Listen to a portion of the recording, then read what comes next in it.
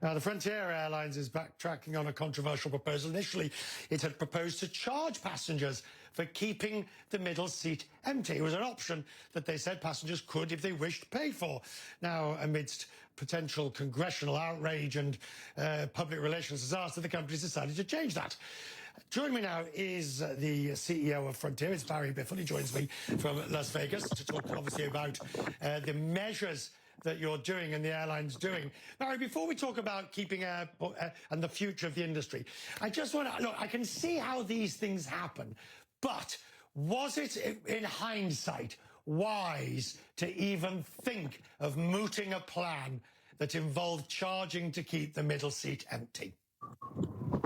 Well, thanks for having us on, Richard. Look, I think from the beginning, Frontier's been in the forefront of keeping passengers safe, whether it be the HEPA air filtration system that in 2 to 3 minutes recirculates through the aircraft. We were the first airline in the U.S. to require masks of our employees. We now are requiring it of passengers as well. We're instituting temperature checks. And so we believe this layered approach of all the things that we're doing is actually keeping you safe on aircraft, and you don't need to actually block middle seats. But we recognize that some people wanted the option, and we wanted to guarantee it, because what you're seeing is many airlines are saying they're making best efforts, but oftentimes it's not guaranteed. But look, there was confusion about it. I think people don't realize that our average fare is only $50. Even with the $39 option, it was still less than $100.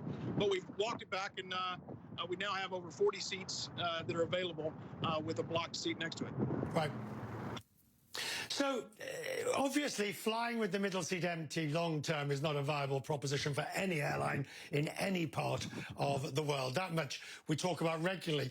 But I do wonder about the ability of airlines to survive and to thrive, well, maybe just survive for the moment, once reopening begins, convincing the public to travel, to get the load factors that you can remain profitable. It's not going to be possible for some time to come. Well, look, we're doing our part to keep passengers safe, and that confidence is coming back. We're starting to see sales rebound. The big question now, Richard, is what destinations are open? You know, I'm in Las Vegas right now. There's a big question when the casinos are going to come back, whether it be in Disney World down in Orlando or Universal Studios. People want to know, is there something to do when I get there? So it's at this point, I think people feel safe on board aircraft. You're actually safer than you are in most buildings, given the filtration and all the cleaning. But you got to have something to do when you fly there. Right. So how long can you keep Frontier going at these sort of levels? If you look at the past of RASK and CASK and you look at yield, you know, you are having to fill a large number of seats just to make a bit of money. And the margins weren't that good to start with. But you've obviously hunkered down. You've drawn down your lines of credit. How long can you keep it going at this sort of rate? So we've got our cash burn rate to a very low level. We went into this, Richard, with actually lowest cost in the United States, and actually we're the second highest margin last year in 2019. So because of our low cost, it doesn't take that much to get back to break even. So we feel pretty good about the future. We're also not leveraged to international long haul or business travel. So we're more visiting friends and relatives and some leisure.